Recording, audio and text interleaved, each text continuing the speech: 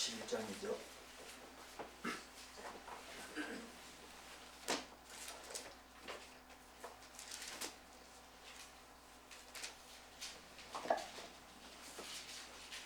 마태복음 11장 1절부터 11절까지 우리 같이 읽겠습니다. 마태복음 11장 1절부터 12절까지.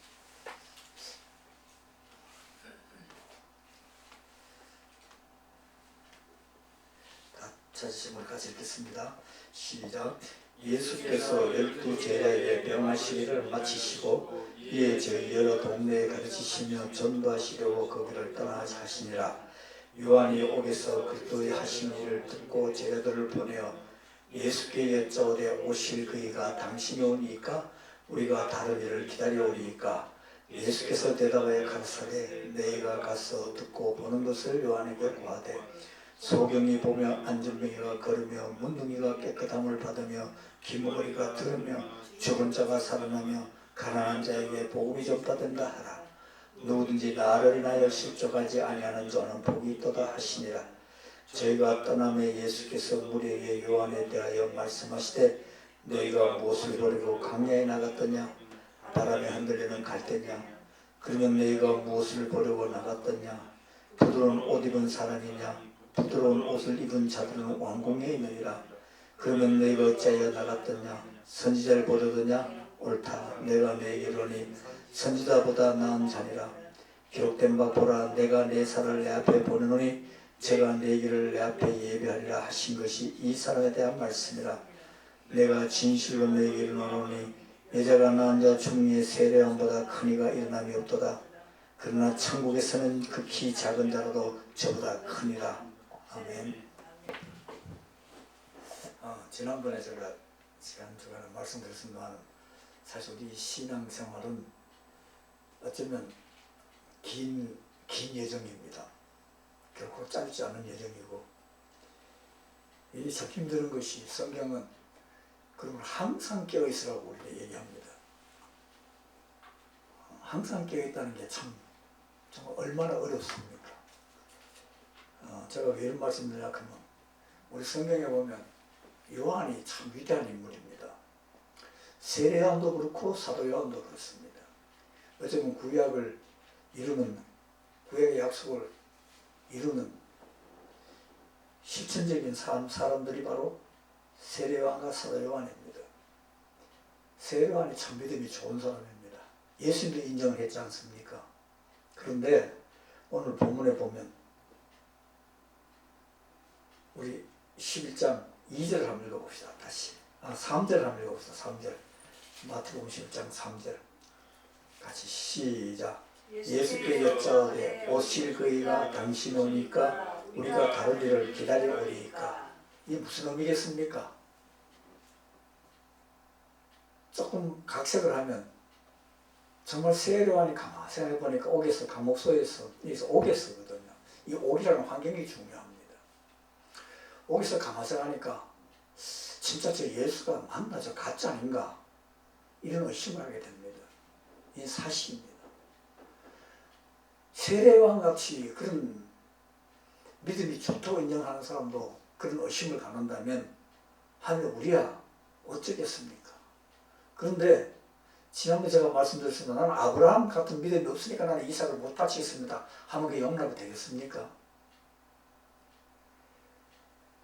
이 역사적인 배경을 잠깐 생각하면 세례요한은 세례요한이 예수님보다 형이죠. 6개월 정도 먼저 태어난 사람인데 세례요한도 성령으로 잉태된 자입니다.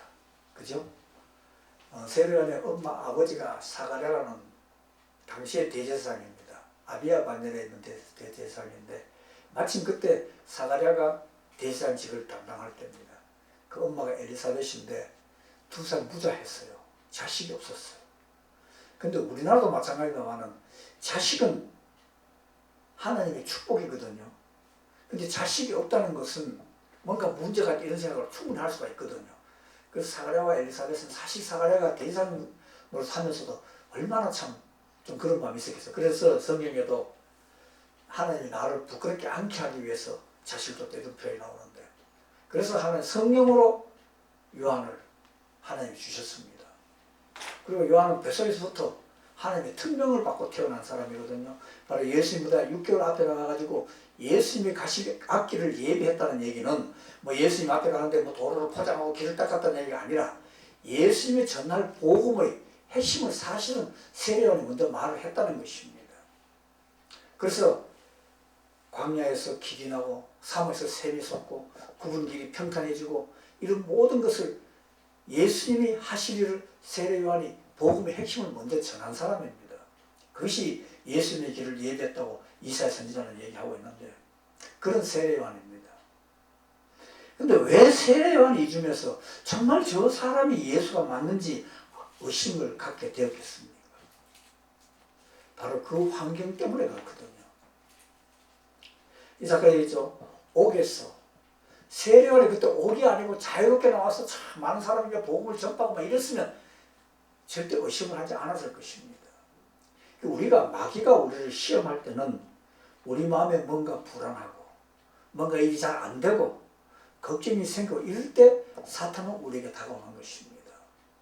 세례요한 같이 믿음이 좋은 이런 사람도 예수님이 인정한 하나님이 인정한 그런 사람조차도 이렇게 흔들린다면 우리야 오죽하겠습니까? 그런데 여기서 중요한 것은 세례요한이 흔들리는 이유가 있습니다. 세례요한이 이때 감옥소에 있었거든요. 감옥소였는데 그냥 징역 몇 년이 아니라 멀잖아 죽게 될 죽을 수밖에 없는 그런 죄인의 신분으로 감옥소에 있게 됩니다. 왜 그러느냐? 이때 헤롯 대왕이 죽고 헤롯에게는 이복 자식이 4명이 있는데 4명이 이스라엘을 나누어서 통치합니다.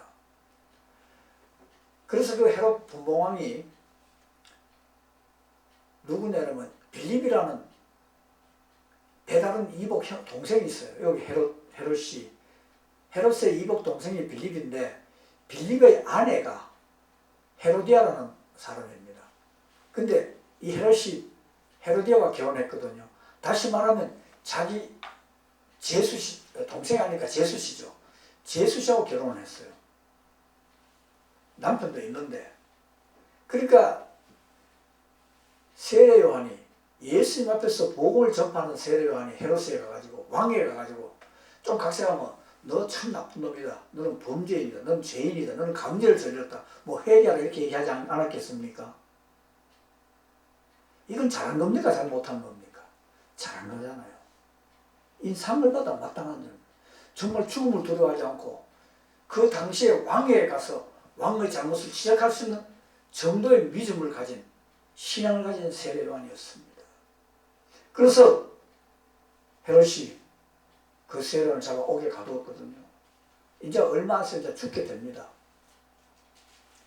그럼 여기서 제가 말씀드리고 싶은 것은 우리가 자 우리 이제 성경 한번 읽어봅시다. 마태복음 11장 6절 한번 읽어봅시다. 6절 마태복음 11장 6절 시작. 누구든지 나를 인하여 실족하지 않은 자는 복이 있도다 하시니라. 여기서 나는 누굽니까? 예수님이라는 거죠. 우리가 실족하는 것은 사탄 때문에 실족하는 것이 아니에요. 이것이 굉장히 중요한 얘기입니다. 예수님 때문에 실족한다는 것이죠. 예수님 때문에. 사탄이 우리를 넘어뜨리려고 오는 사례같이 하나 사탄의 유혹으로 우리가 넘어간다면 덜한데 예수님 때문에 실족한다는 얘기입니다. 이것이 무슨 말이냐 하면 우리가 신앙생활을 할 때 교회 일을 열심히 하는 사람이 시험에 잘 되겠습니까? 그냥 아무 관심 없이 예수 믿는 사람이 시험에 들겠습니까? 열심히 하는 사람이 시험에 듭니다. 별로 관심이 없이 하는 사람은 시험에 안 들어요. 우리말에 긴 병에 효자 있습니까? 없습니까? 없잖아요. 한 달 정도가 잘하죠. 근데 그것이 1년, 2년 계속 병소할 때는 참 효자짓 하기가 힘들거든요. 바로 세례요한이 그런 것입니다.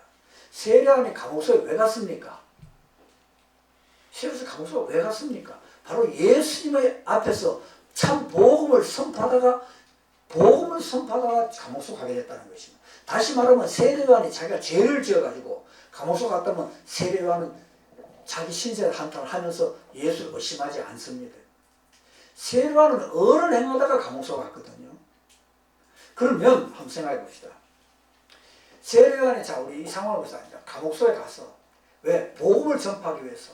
정말 바른 길을 가르치기 위해서 죄 지는 사람에게 복음을 바로 전파하다가 감옥에 갔단 말입니다. 그런데 감옥에 가 있는데 보니까 예수님이 나타나가지고 정말 이사야가 예언한 그런 이적을 행하거든요. 죽은 자를 살리고 안지명을 고치고 뭐 장님을 보게 하고 막 이런 이적을 행한단 말입니다. 그러니까 세례요한은 신났거든. 아 진짜 예수가 정말 이사야 선지자가 예언한 다윗의 후에 오실 그 왕이 맞구나 예수가. 그러면 세례요한은 거기서 뭘 기대했겠습니까? 어? 세례요한이 예수님 때문에 감옥에 갔으니까 아 조금 있어 나를 구하러 오겠지. 그런 능력자니까 특별하고. 그런데 왜 내일은 오겠지. 아니야 지금 바쁘니까 아마 이번 달은 못 오고 다음 달에 오실 거다. 한 달 두 달 가도 소식조차 없는 거예요. 그럴 때 세례요한의 마음속에 사탄이 깃들게 되는 것입니다. 왜 내가 저 예수 때문에 내가 감옥에 있는데 왜 예수님이 정말 하나님 보낸 그 이스라엘 왕으로 오실 그 예수님이라면 왜 나를 가면 모른 척하고 나를 구원해 주지 않을까? 바로 이것이 우리를 시험에 들어가는 원동력인 것입니다. 그래서 예수님 때문에 우리는 시험을 쓴다는 것이죠. 우리 성경 한번 찾아보세요. 갈라디아서 6장 9절이죠. 갈라디아서 6장 9절 찾아보면 다 같이 한번 읽어봅시다. 시작. 다시 고린도후서 갈라디아 6장 9절을 같이 한번 읽어봅시다. 자, 찾았습니까? 309페이지.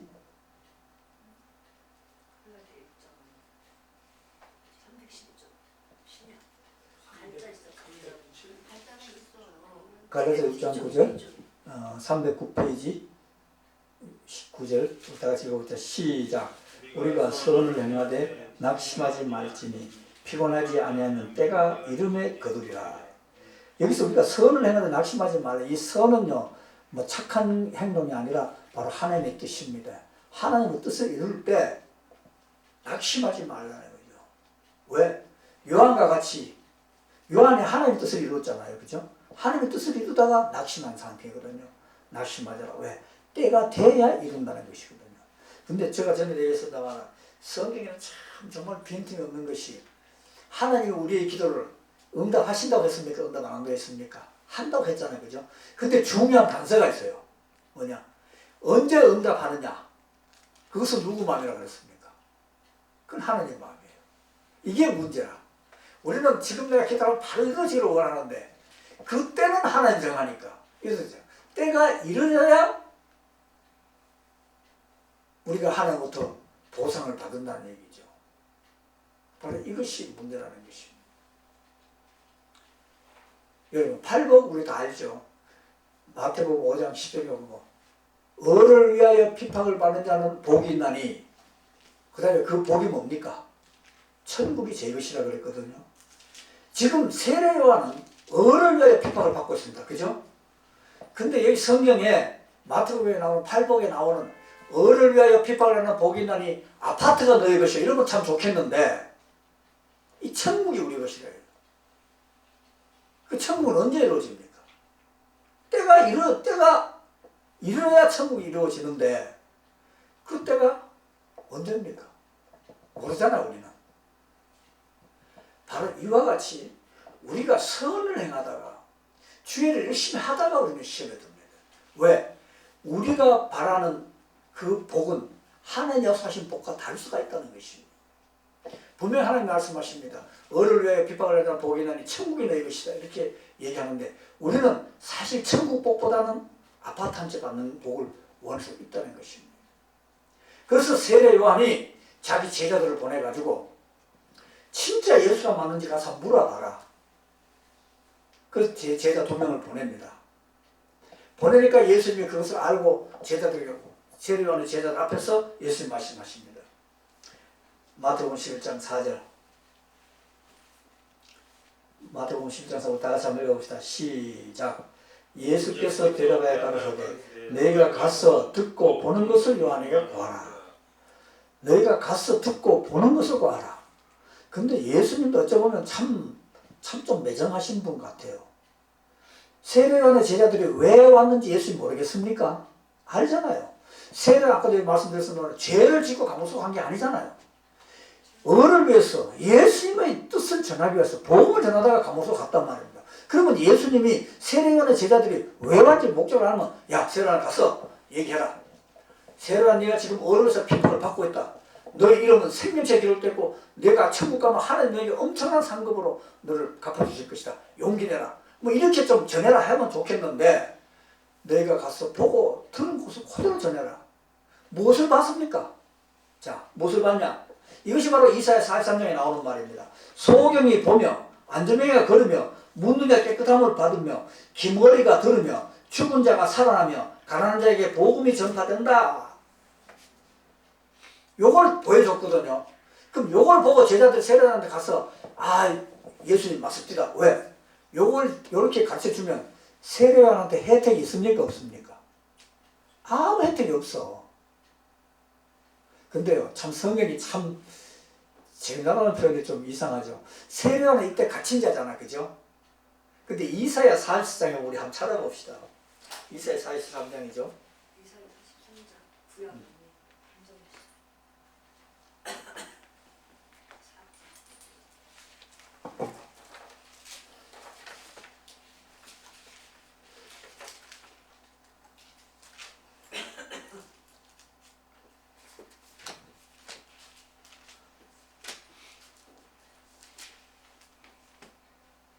이사야 41장이죠.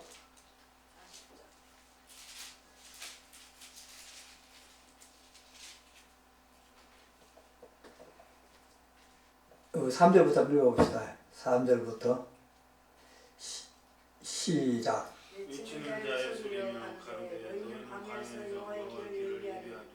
사막에서 우리 하나님 대를 평탄케 하라. 골짜기마다 조용지며 산마다 작은 산마다 낮아지며 보이지 않는 곳이 평탄케 되며 험한 곳이 평지가 될 것이요 여호와의 영광이 나타나고 모든 육체가 그것을 함께 보리라. 네, 거기까지만 우리 한번 읽어봅시다. 여기서 보면 바로 이것을 이사야 선지자가 얘기를 했거든요. 그런데 분명히 이렇게 얘기를 했는데 하나님 그 다음에 이사야서 61장을 우리 한번 다시 한번 읽어봅시다. 61장.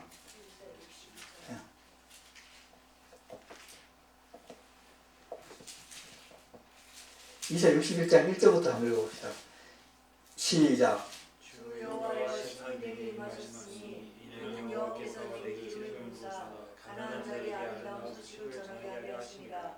나를 보내사 마음이 상한 자를 고치며 포로된 자의 자유를 갇힌 자에게 노임을 전파하며. 예, 거기까지만 읽어봅시다. 그 쭉 읽으면 이제 아까 예수님이 마태복음 11장 6에서 얘기한 것이 다 나오는데 여기서 중요한 것은요. 갇힌 자에게 포로된 자에게 자유를 갇힌 자에게 노임을 준다는 이 말은 마태복음 11장 6절에 없습니다. 예, 근데 누가복음에 있는데 마태 왜 여기는 뺏겼어요? 마태를 뺏겼습니다. 사실 요한이 지금 갇혀 있는 거거든요. 포로된 자거든 요한은 세례 요한은. 그러면 그것을 하면 자 나를 놓아줄 것이다 어떤 이런 헛된 희망을 가질 수 있기 때문에 마태 저자는 이것을 굳이 빼지 않았나 이렇게 이제 생각해 볼 수가 있는데 중요한 것은 결국 너희들이 보고 들은 것을 그대로 전하라. 여기서 핵심은 뭡니까? 소경이 안전뱅이가 이것이 아니라 가난한 자에게 복음이 전파된다. 나는 복음을 전파하려고 이 땅에 왔다는 그것을 세상에 전해라는 것입니다. 이 복음이 뭡니까? 복음이 우리말로 하면 이 복된 소식이거든요. 그 복된 소식이 뭡니까? 바로 우리를 구원한다는 얘기죠. 이 구원한다는 이것이 복된 소식, 복음이거든요. 그러니까 눈먼 소경이 눈을 뜨고 안되면 일어나고 죽은 자가 다 좋은데 결국 이 말 한마디로 하면 우리에게 복음이 전파되는데 예수님은 복음을 전파하기 이 땅에 오셨고 세례나에 가서 나는 너 감옥 속에 있는 것을 내가 풀어주기 위해서 온 것이 아니라 나는 복음을 전파하기 위해서 왔다는 이런 얘기를 하라고 전하게 되는 것입니다. 저는 여러분들 꼭 말씀드리고 싶은 것은 우리는 선을 행하다 낙심할 수가 있습니다. 왜 내가 예수의 뜻대로 살아 이렇게 몸부림치는데 이렇게 잘 안 되느냐? 왜 이렇게 어려워하느냐? 죄를 짓다가 내가 이렇게 하면 이해하겠는데 세례요한 같이 예수님의 복음을 전파하기 위해서 예수님의 길을 앞에서 천경을 평탄하기 위해서 예수는 샀는데 왜 내가 감옥에서 이렇게 억울하게 죽어가야 하느냐. 그리고 여러분 세례 요한이요, 성경에 보면 대단한 사람입니다. 우리는 그냥 막연하게 그런 게 아니라 세례 요한을 바로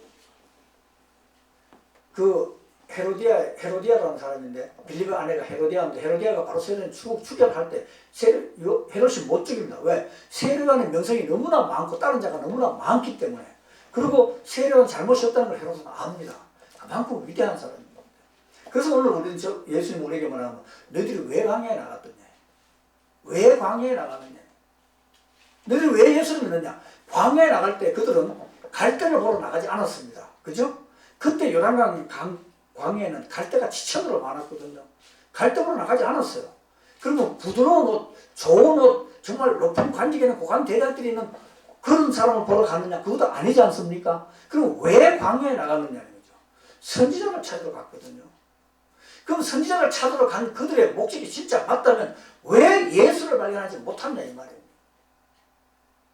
우리가 지금 예수는 우리에게 말씀하십니다. 너희들이 왜 예수를 믿느냐는 거죠.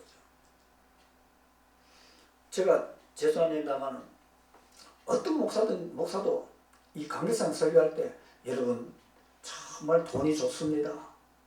건강이 좋습니다. 이렇게 얘기하는 목사는 없어요. 돈을 사랑하시 일만하게 뿌리요. 하느님 우리에게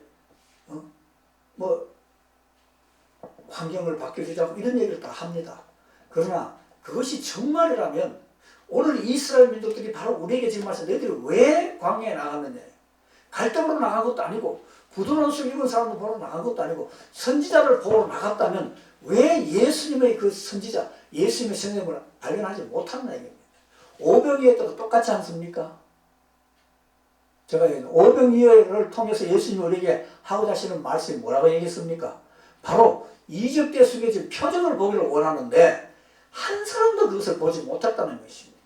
그 수많은 사람들이 세례 요한을 통해서 세례를 받으려고 광야에 나갔지만 그 사람들은 다 광야에서 참 선지자의 복음을 듣지 못했다는 얘기입니다. 제가 다시 한번 말씀드린다면 우리는 다 복음을 듣기 위해서 우리는 구원을 위해서 예수를 믿는다고 말은 합니다. 그러나 그것이 정말 우리가 예수님의 목적의 알파 오메가라면 우리의 가치가 바뀌어야 된다는 것이죠. 우리의 삶이 바뀌어야 된다는 것입니다. 그리고 우리가 가야 할 길은 정말 긴 여정입니다. 긴 여정 동안 잠시도 우리는 방심할 수가 없는 것이 바로 예수님이 언제 오실지 알지 못하기 때문에 그렇다고 성경이 가르치고 있거든요. 예수님이 언제 오실지 안다면 어떤 목사는 그런 얘기를 합니다. 예수님이 언제 오는지 알아야 된다고 얘기하는데 예수님이 언제 오신지 알아야 구원을 받는다고 우리는 정말 길을 쓰고 알아야 되겠죠. 그러나 예수님이 언제 재림할지 안다면 우리의 신앙이 좋아지겠습니까? 나빠지겠습니까? 더 나빠지죠. 그래서 절대 그것을 모른다고 생각해요. 절대란 말이 없습니까? 왜 절대란 말은 없지만 제자들이 예수님이 성천하게 물었죠. 주의 나라가 언제 임하느냐 물었을 때 예수님이 뭐라고 했습니까? 나도 모른다. 예수도 모른다고 분명히 얘기했는데 어떻게 우리가 알 수가 있겠습니까? 그런데 재림의 날짜를 얘기하는 사람들은 일단 다 잘못된 사람들이죠. 재림의 날짜는 아무도 모릅니다. 예수도 몰랐다고 얘기를 합니다. 왜? 그것을 알면 우리 신앙에 도움이 되지 않기 때문에. 그러나 분명히 언젠가는 재림이 있습니다. 그러나 알지 못할 때 우리는 깨어 있어야 하는 것입니다. 그래서 열천의 비유가 나오죠. 예수님이 재림할 때 잠자고 있으면 못 맞이하잖아요. 그래서 오늘 제가 꼭 드리고 싶은 말씀은 왜 우리가 광야에 나갔습니까? 세례요한이 왜 흔들립니까? 주를 위해서 일을 하다가 보니까 흔들린다는 것이죠. 그러면 여기서 여자가 낳은 자 중에 세례요한보다 큰 자가 없다고 얘기합니다. 이것도 맞는 말입니다. 그러나 천국에서는 지극히 작은 자라도 세례요한보다 크다고 그랬거든요. 이것이 무슨 말이냐? 우리의 구원은 예수님의 은혜로 받아지는 것입니다. 세례요한과 같이 자기 행위로서 어렵게 되는 것이 아니거든요. 만약에 행위로서 어렵게 될 수 있는 사람이 있다면 그것은 가짜라는 것입니다. 우리는 예수님의 의로 우리는 구원을 받았기 때문에 구원받은 백성은 바로 자기의 환경 때문에 의를 위해서 핍박을 받는 자기의 핍박을 해결하는 예수를 의심하는 세례요한보다는 훨씬 훌륭하다는 얘기입니다. 여러분 제가 말씀드리면 우리가 가야 할 길은 지난 시간하고 똑같이 하면 정말 긴 여정입니다. 결코 쉽지 않습니다. 왜 쉽지 않느냐? 이 세상의 주관자는 사탄이기 때문에 그렇습니다. 사탄은 할 수만 있으면 우리를 쓰러뜨리려고 우는 사자와 같이 때로는 광명의 천사같이 우리를 유혹하려고 하고 있습니다.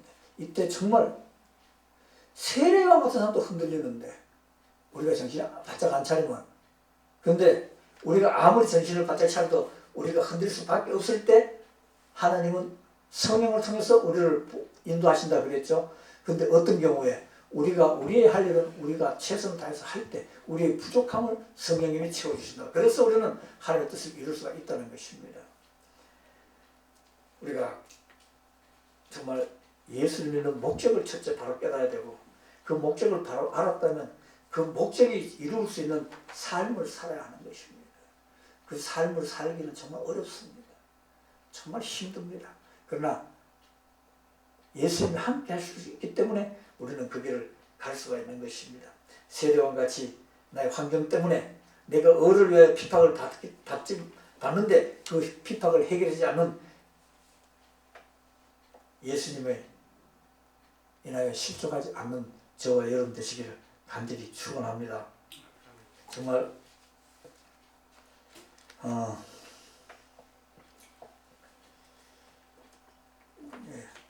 다음에 말씀드리겠습니다.